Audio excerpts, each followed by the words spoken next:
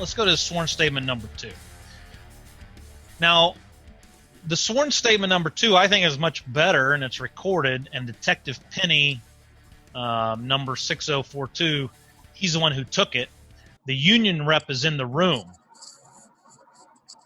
But the only challenge or problem that I have with it is there was no reference to the first sworn statement. Okay, so there's a Las Vegas detective that's doing the statement, right? Taking the statement, yeah. Asking the questions, right. And then the union representative is for the Mandalay Bay security, probably, right? Yes. Jesus. Not the Las Vegas police. No, Jesus. It's the guy that was on the TV. Okay. I'm assuming. I don't know the guy's name. It just says union rep present. Right. It doesn't have a name. This was conducted. Why wouldn't they have that name? I don't know, dude. As a witness? No, he wasn't a witness. He was inside the room as the detective is doing the sworn statement for Jesus. Yeah, but if someone else is in there, you're going to say who else is in the room. That's what I would think. It doesn't. It just says union rep present. So we don't know who that is. Okay. So this was actually conducted on Wednesday, 4 October. Okay. At 12:55 in the afternoon. Okay. And the last one was conducted at 2:35 on the 2nd. On the 2nd of October, the night of the shooting. This is a couple days after. 4 October, 12:55. And guess what floor and room that we're taking the interview? We're taking it in 124. Floor 32, room 124. What? That's where they took it at? They were in room 32, 124. What the? Oh, my gosh. What? I thought it was all cordoned off because there was if a you had murderer up there. PTSD, you don't really want to take them back to the event, right? To the site, right? So, but anyway. Not unless you want a spoilization of any kind of evidence. So this is my question. Oh, my God. Who was the occupant in 124? And where's that person's sworn statement? I mean, every time a room is listed or mistakenly said, we should have a sworn statement for the occupant who was in that room that night. So we have a room number. Jesus, a few days later, in the entire crime scene, is his sworn statement in room 24. All right. With the union president. With the union rep. Or union rep, not union president. Yeah, we don't know who it rep that is anonymous. Anonymous union rep. Right. That could be that could be my illegitimate sister. Who knows? Right. It could be anybody. Yeah. Who takes a sworn statement and doesn't put names? I mean, come on. It's a recording. Las Vegas police. It's recorded and it's all blocked out. Here's the thing. Las Vegas police is smarter than that. Yeah. Unless they're being instructed differently. And I can't believe any person would conduct something like that on the same floor that they hadn't even investigated thoroughly yet. And you got FBI probably, you got ATF, you got all of them. I mean, I don't know. That's crazy. I don't know. Yeah. It's just that is ludicrous right there. Well, wait until you hear this one. All right, throw it at me. This is actually really good. I mean, I tell you, this detective actually asked some good questions. Yeah. I don't think he asked enough questions. He was easy, right? Yeah. But you can just tell that he's suspicious, but he didn't dig. This was not a subject interview. You see what I mean? Right. So when he got to a certain point in my mind, he stopped asking questions. Whether, who knows if that was on purpose or not. But what I'm saying is he asked good questions, and he came back with follow-up questions that alluded to the fact that he was going down certain paths, and he was about ready to dig in. And he just didn't do it. And he just went to another question. And I'm Maybe like, hey, I got it. Where's the follow-up interview? That's what I'm looking at. Yeah, I understand. You got the union rep in there. Staring you down. Possibly. Who knows who that is? Yeah. Who knows? So we're going to go through this. So this is the second sworn statement on 4 October. Okay. At approximately 2200 hours, this is Jesus, this is the recording. I received a call from dispatch. Okay, now I'm going to go through this one in detail, okay, because this is a long one. And this actually, he identifies tons of people that we have to know the names of, and we have to have their sworn statements. Right. All right. So at 2200 hours, I received a call from dispatch. So my questions are, within that, I mean, that's not even the first sentence. That's the first comma. Exactly. What time did they receive the call? Right. Where was he when he received the call? Right. Who called him? Exactly. So omitted number 15. Who is that person who called him? Is it Mandalay Bay Dispatch? Is it 911 Dispatch? And what? All right. So name was it? Here it is. Okay. Dispatch number 15. I'm going to just call him omitted number 15. So number 15 told me to go check the doors that we have a hot SOS system, which indicates which door is propped open for a long period of time. Okay. Okay. So okay, what we're saying is at 2200 hours, that's 10 o'clock, man. That's when supposedly the shot was fired. Sometime around there. I think we were all looking at 9:59, but yeah, 10 o'clock. Exactly. So his sworn statement, which is recorded, that's when he first got the call. At 10 o'clock. All right. I received a phone call. I received a call. Now, we don't know. Is that a phone? Is it radio? Radio is it traffic. Phone? Like, I don't know. Yeah. So from dispatch, number 15, that told me to check the doors for hot SOS. He said plurals. It's doors, plural, by the way. Huh. Yeah. Interesting. It's plural doors. All right. That would be left open. That were hot SOS that are left open. Okay. All right. All right. Here we go. Now, where was he? We don't know. All right. He didn't say, did he? His next sentence, because I got to read this sentence by sentence, dude, because I know. We're tearing it up. As painful as it is, I'm trying to have this conversation so a lot of the listeners will sit there and have it with us. And if they know something, if they can answer something, they can send it to us, right? Look at the page, look at the question, send it to us. We just analyze stuff pretty deep anyway. I mean, so this, you got to go sentence by sentence because that's his sworn statement. Yeah, I mean, look, I'm not going to hold it against him that he, but he sounds uneducated, but he may or may not have been involved. Yeah, we're just trying to clarify things, man. It's not his. Look, if he's not giving the answers in enough detail, that's not his problem. That's the investigator who's asking questions. Exactly. If I'm sitting there going, okay, can you please talk to me? Approximately 2200 hours, I received a call from dispatch, told me to go check the doors, which are a hot SOS. Okay, stop. Let's dig in. Let's clarify. Where's the dispatch records to match that up? I mean, this should all be done. Sure. But let's clear it up. Hang on just a second. Yeah.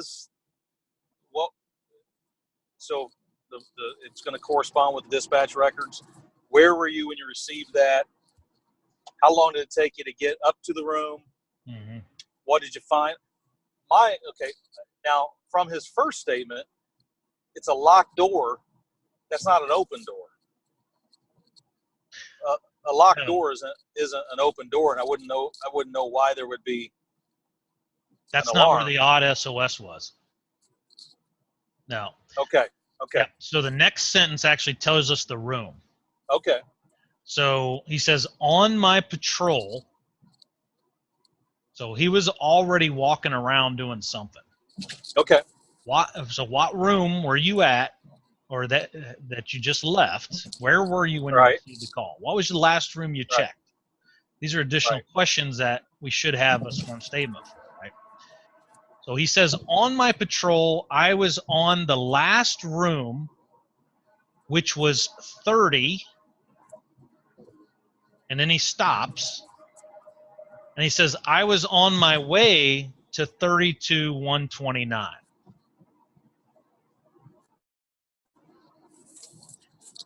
So the same place that he took an interview from?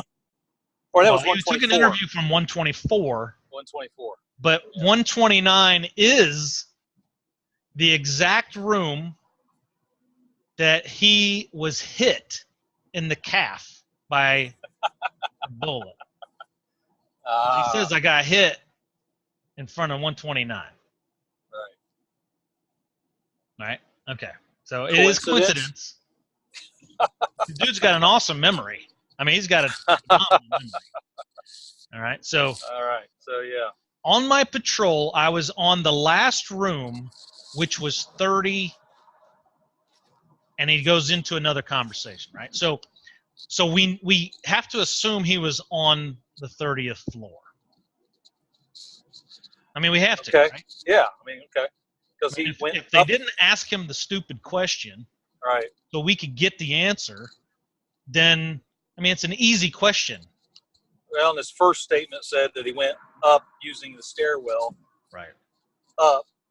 So he must have went up. If he was on the 30th floor, he went up 2 floors.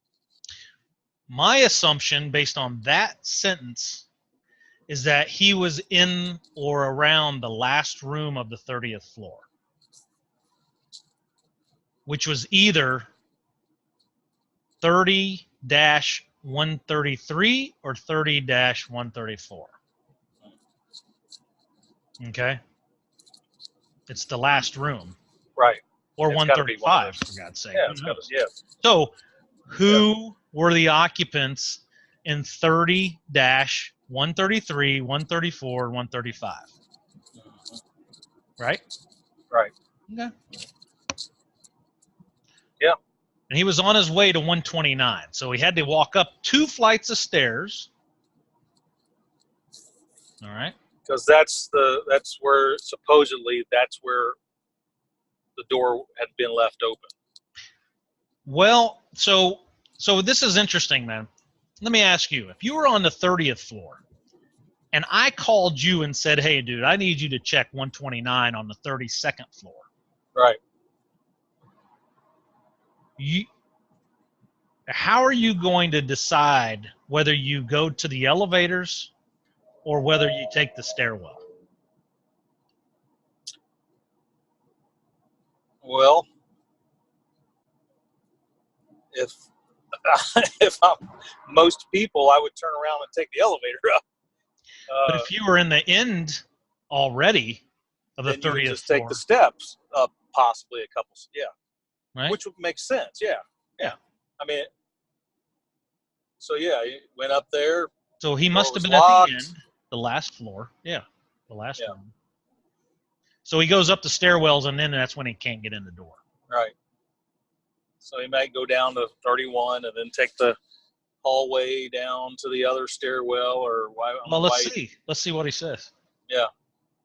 He says, as I was approaching the stairwell, this is a guy who I don't think ever in his life probably used the word approaching until this incident.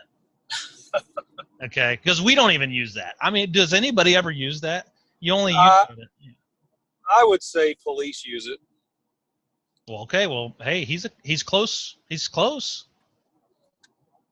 you know, I would. It sounds like something Okay. that is from maybe a police report. So he says, as I was approaching the stairwell Mm-hmm. from the 31st floor to the 32nd, the door that leads to the stairwell to the hallway was locked or secured. What? So he's saying he didn't even make it in the stairwell. So his statement is, again, pretty bad, right?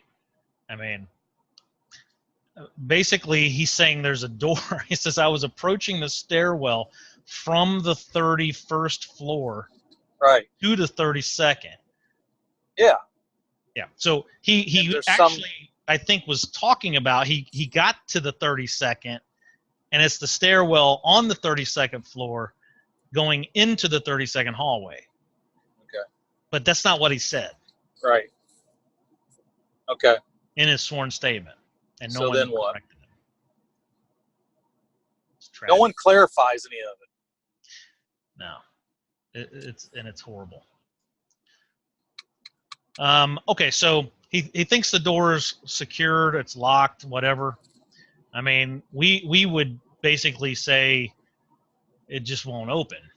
I mean, the metal is on the other side. We would have said, hey, I pushed it, or I pulled it actually, and it didn't open. He's telling us it's blocked or it's locked. Okay, well, whatever. So it's a huge assumption that he just made for somebody who can't get in a door. Well, someone that has master keys, yeah. Well, that's another. Depending on what video you listen to, the cops are saying that both he and Shuck had master keys, but he actually says he doesn't have a master key at all. So it's Did really. Did he say? Did they ask him if he had keys to the door? Don't know. Yeah. I mean, Are those fire doors? There's sometimes it just depends. I mean, most of the time, it just depends on probably the hotel. I would think that you'd be able to access getting in it or out of it without a key. Mm-hmm. But if you're in the stairwell, the door, I mean, it's an exit door. It should be pulled towards you. Right. For people evacuating. Yeah. Okay. Now, I would say if it was secured office building that was on that floor, maybe there needed to be a key card or a special key. You know. Well, so let's go to the next sentence on this guy. It says, and then I thought it was out of the ordinary.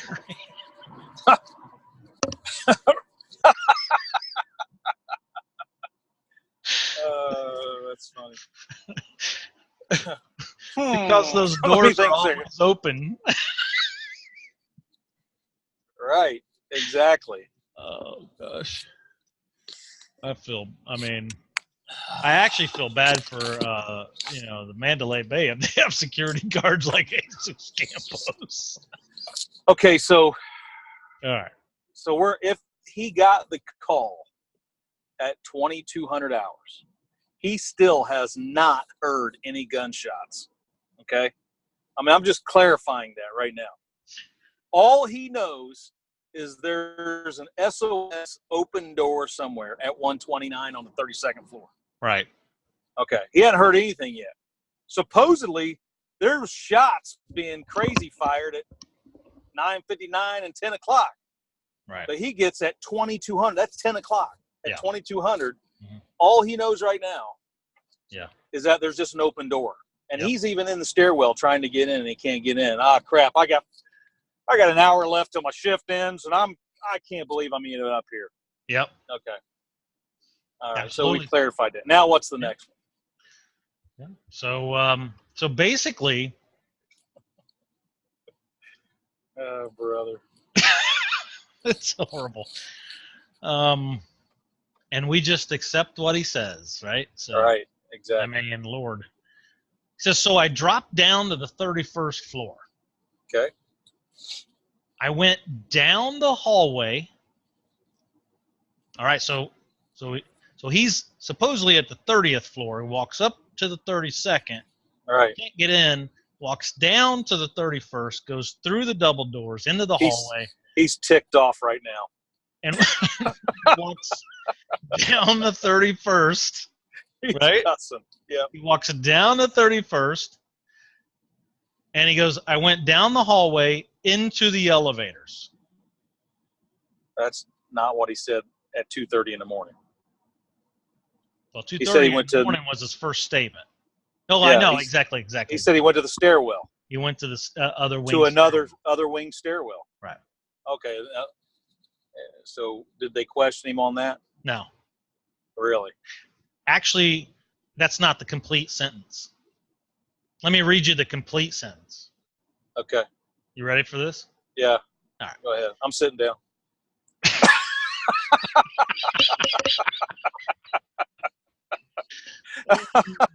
Don't get in a car accident.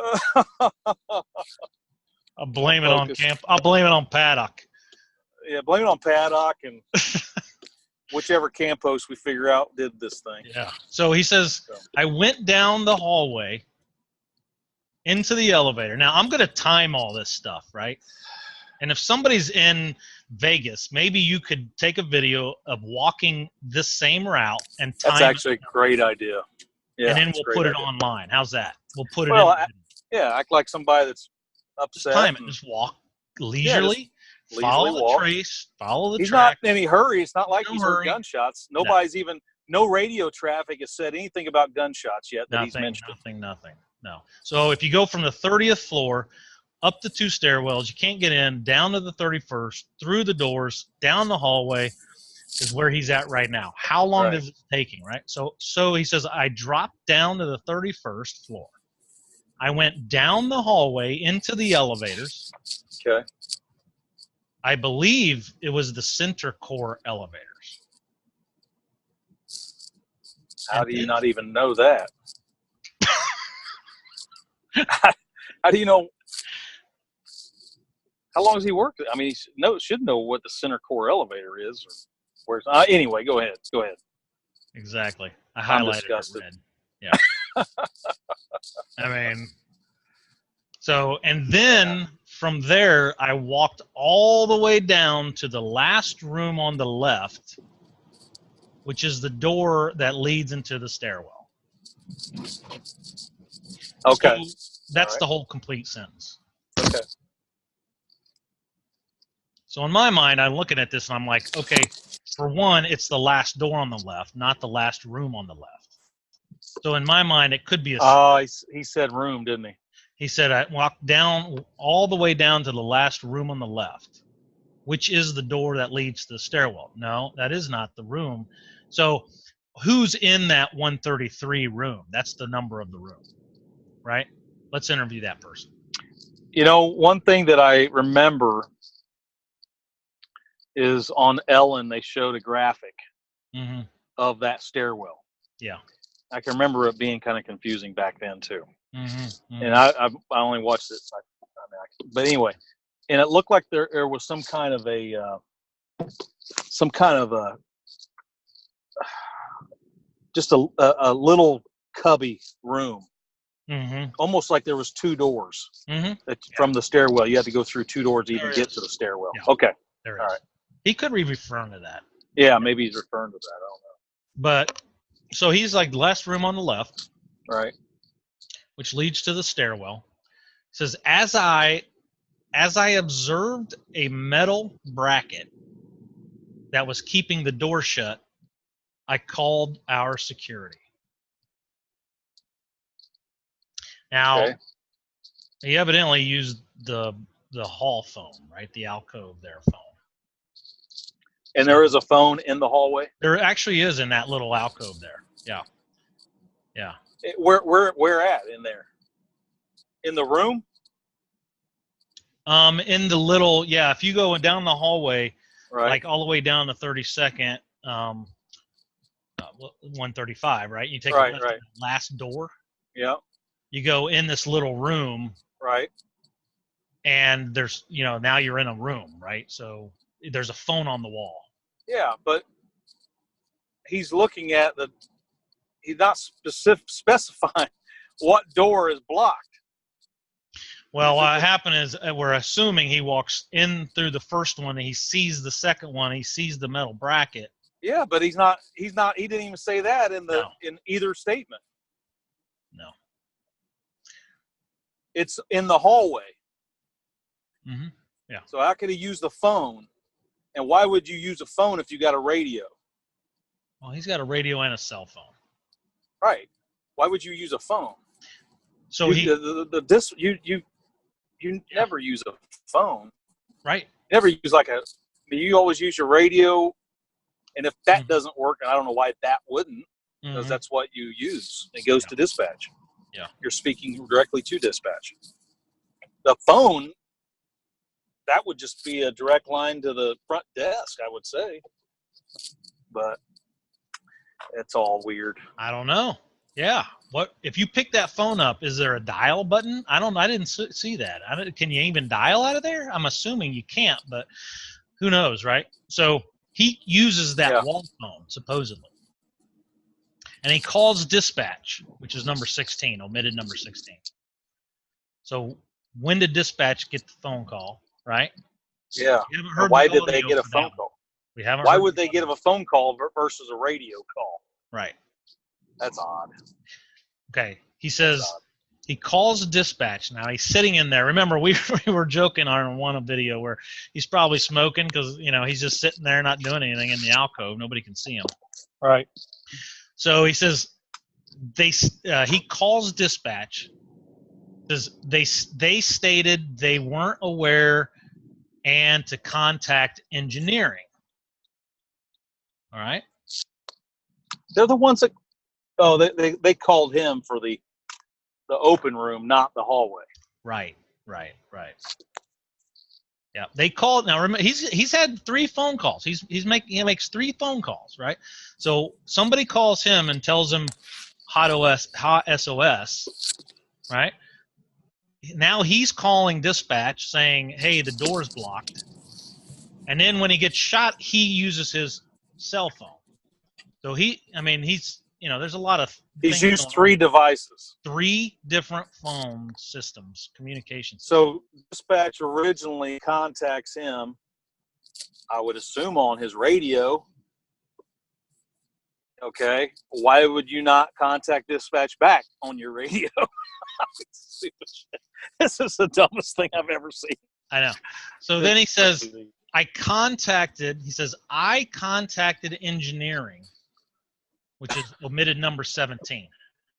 Now, if you listen to the videos of him actually talking on TV, right? I mean, he contradicts himself with that statement.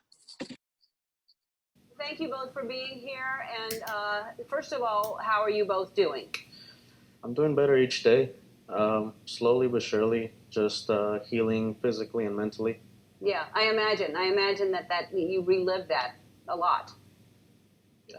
So, Jesus, you're the security officer, and you were called to check on a door that was, I guess, when a door is left open for a certain amount of time, you're supposed to go check on it, right? Yes, we get notifications, making sure that to secure them, or if they've already been secured, just making that check on the doors. Okay, so you were going up the fire escape to get there? Via the stairwell. I was coming from the 31st up to the 32nd. Right. When I approached the door, it didn't open, and it was blocked off, so I had to reroute. Is that a normal thing, that the door at the fire escape or the stairwell would be blocked off? No, they're always supposed to remain open. Right. And so after I would drop down and then came back through the hallway, and then I approached the room, got into the door. There was a metal bracket holding the door in place. Right. So what we're talking about here, just so everybody's clear. Okay. So this is where the hotel room where the shooter was. this is the stairway and this door here was blocked, and you didn't know that till you came up through the elevator and went through this door and saw that there was something blocking that door. And when you saw that, did you think, that's weird, why would somebody put brackets on a door? Yeah, that's just out of the ordinary. That was the beginning. Yeah. That was the beginning. Yeah. That was the beginning. Yeah. Something seemed off to you. When I noticed the metal L bracket that was secured, that hold the door secured, I didn't know what was going on, just simply because that's not normal. Okay, and then you walk out of this, and this just slammed? Well, when I was in between that area, I was calling security dispatch to get transferred to engineering. They didn't know anything about it, so they dispatched an engineer to go verify what that was. That's when you got called? Yes. Okay. When I was in between that area, I was calling security dispatch to get transferred to engineering. They didn't know anything about it, so they dispatched an engineer to go verify what that was. That's when you got called? Yes. Okay. So that one statement, he contradicts himself. Who actually contacted engineering? Right? And if he did contact engineering, then that's a fourth person that he talked to. I had to call our security dispatch. I was transferred to engineering dispatch. I had to call our security dispatch. I was transferred to engineering dispatch. I mean, literally, we should have fourth person. I talked to Campos within 10 minutes of this shooting. Okay? I mean, literally. Exactly. All right, so... And it should be somewhere between 2200 and 2230. I would assume that's how long it took him to get up here. Because it's not emergent. Nobody said anything about gunshots yet. Right. No. He says, so then they stated they were not aware of the situation either, which is the bracket, right? So at that moment in time, and so he uses the statement, at that moment in time, and it's, it just highlights that. All right. Because nobody in a chaotic situation, nobody can tell that moment in time. I mean, so anyway, that just tells me that. Right. So anyway, he uses that statement over and over and over again. I highlighted it blue. So he says, at that moment in time, I heard noises which I assumed were drills or like a very loud drill. And at that time, I heard what I assumed it was drilling sounds. And I believed that they were in the area working somehow. So you thought the drilling, they were gunshots, but you thought it was just drilling sounds? At first, I think it was just drilling sounds. Right. I thought it was drill noises. Like drilling. Drilling. So I started walking away from the room. Now, here, that's a good security guard, dude. Okay. I mean, you start hearing drills on the 32nd floor and you don't know what's going on, you leave. Okay? You leave. Yeah, you don't even knock on that door. You don't report that. You don't knock on the bracket door. on the door, but you ain't going to report the drilling. And oh, by You're the not, way, you got the way a his phone. statement reads is he was on the phone when he heard the drilling. Huh. At that With the moment in engineer. time. Right? So he was on the phone with the engineer when Yeah, he doesn't. When he there's heard nothing the that drilling. says that when he hung up. did he tell the engineer he heard drilling? That's what I'm saying. Did I he- don't know who the Did engineer he call is. dispatch and say, hey, we got drilling in room No, 36? no. So he hears it, right? And he goes, so I started walking away from the room. Started walking away? Away from the room. Is Yeah. that what he said? Away from the room. Yes. As I got in Wow. front of 32-129, that's when I heard gunfire. I tell you what, 32-129 is a suspicious room. A lot happened in front of 129, okay? A lot did. Now, on a Nightline, I think it was a Nightline video, they actually show 129, and they actually convey, and I don't know where they got the information, but they conveyed that in 129, the hot SOS was caused by a nanny who is in 129. Okay, this was on What? Yeah, I got the recording. By a nanny who left her door open because she was checking on the kids who were across the hallway. That's a pretty bad nanny, dude. What? WTF? What does that tell you, man? Well, for one, I ain't going to hire that nanny to watch my kids, all right? Or the security guard. Well, Jesus was coming here to check this door, which had been left ajar by a nanny who wanted to check on the kids across the hall. if all this stuff happened in front of 129, Oh my gosh. guess what? The door is still open. The nanny is in the other room. Why didn't he just go in 129? Yeah. It's open. Why didn't he crawl in there? It's If he it's got the hot shot. SOS. I mean, it's Yeah. open, for God's sake. Oh my gosh. For cover. For cover. Why didn't he go in for cover? Yeah, I don't know. So anyway, He's hey, right I'm just there. look. I'm just saying. And where's now, the kids screaming? And where's the nanny? don't know where the nanny's at, and I haven't seen a sworn statement for the nanny. Do we know how old the kids were? Don't know. Where were they from? Don't know.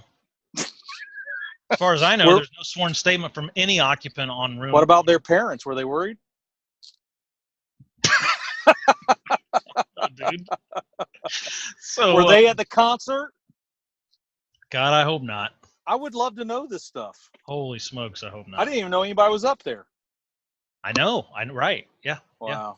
Yeah. Okay. So So the then- door's open, and then he's whoa! I hear drilling. No. Okay. What happens is he says, as I got in front of 129, the nanny shot me. I'm just joking. He didn't say that. some old blue hair come out with a shotgun. A little fly swatter, man. Oh, so as I got in front of 129, that's when I heard gunfire. All right. Okay, so he distinguished between the drilling sound and gunfire. Yes. All right. Okay. Now, I think that's important. That's actually a good point you bring up. And this is why. Because later on in the video of him in the hallway, he actually says, I think I got hit by a pellet gun or a 22. Huh. Probably from one of those rotten kids. Well, They now probably the have a BB pellet gun. gun makes sense. Maybe the kids shot him.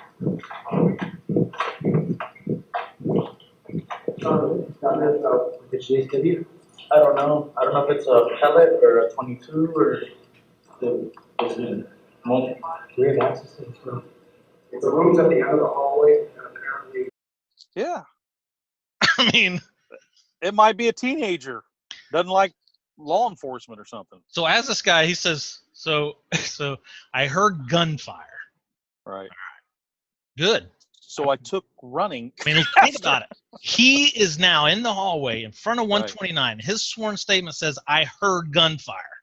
Right. And he didn't Right. go in the room, first of all. So we should be able to time it, though, right? Because if somebody walks it, they could walk from any floor. They could Yeah. walk from the end to that alcove, out the door to 129 of any floor, and time it. And we could identify the dispatch who he called, or the engineer called, Right. where he said, hey, I'm reporting the bracket. And when Right. they hung up, he left, and that's the time. Yeah. I mean, you're probably talking 20, 30 minutes at least. I don't know. Because So there was no rush. there's no rush. There's no rush for him. There wasn't. Because it was just a door open. So then he says, after he heard the gunfire, he says, as I got hit, assuming he felt it at that point in time, right? I mean, right? Yeah. Yeah. As he got hit? Yeah. Okay. So the assumption is you felt it at that point in time that you got hit. Right. Yeah, that's not the case though. But as I got hit, I was pinned in front of 121 and 123.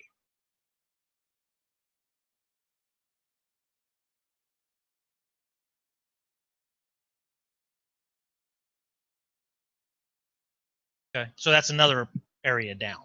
Okay. That's farther down. Yeah. So he's running from the nanny, dude. He went past the open door. He went He past walked the open door. after he heard drilling. He got shot next to No. 129. He ran. He was scared of the nanny. He ran down to the next one, and he got pinned. So he's in the little, Right. He's a big guy. I mean, that little area is like this, right? So he's in 123 and 121. I noticed I was bleeding. Now, remember, his voice track on his interview say he rolled his pants up, then noticed he was bleeding. So then at what point did you get shot? What happens here? As that door's closing and it's so heavy, it'll slam. I'm walking down this way, and I believe that's what caught the shooter's attention. As I was walking down, I heard rapid fire, and at first I took cover. I was struck, and I went to get cover. Down, I heard rapid fire, and at first I took cover. I was struck, and I went to get cover.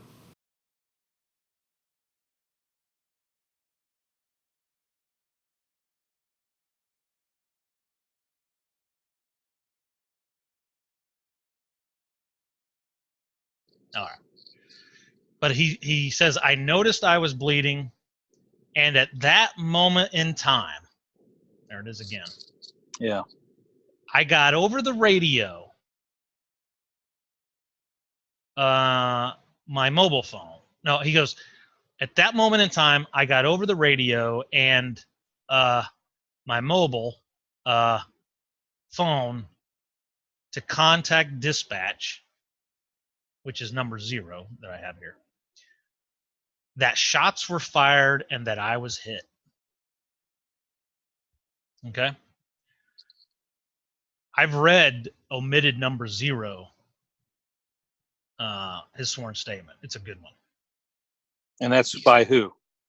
The dispatch. This dispatcher. That he's saying, hey, I got hit. So I know when that was. We know when that was. The call was recorded, right? Okay. There's discrepancies. So when we do that one, it's going to be good because there's a lot of discrepancies. So, so he says, I got on the radio on my mobile phone. It was actually his mobile phone. It wasn't his radio. It was his mobile phone. That's why I'm saying he got called. He's talked to 4 people probably. Right? Now 5. Like 4 or 5 different communication devices. So ultimately, in the heat of battle, he picks out his cell phone and he dials. Instead of get on the radio. Come on, it's not man. 911, dude. Come on, man. Maybe he's got. Here's my was question. it the dispatch? Was it the Mandalay Bay dispatch, or was it 911? No, it's Mandalay Bay dispatch. Oh my gosh. Maybe he's got the quick dial. I don't know. Yeah, I don't know. He passes the open door. He goes to the next one. He's running away from the nanny. He got shot in the calf. Poor guy. He's a half hour from getting off work, probably. And he pulls out his phone and goes.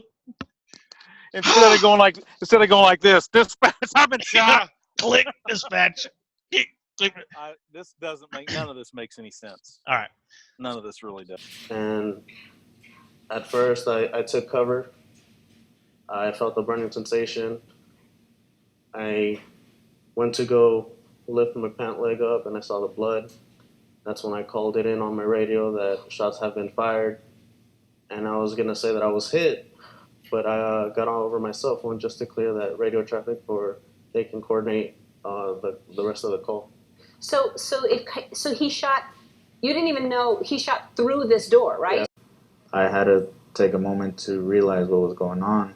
Suddenly you're under fire. Yes, I went to go lift up my pant leg and I saw the blood coming down. There's about a 2 feet indent. It's enough to lean back and stay back. 312. He radios for help. Hey, there's shots fired in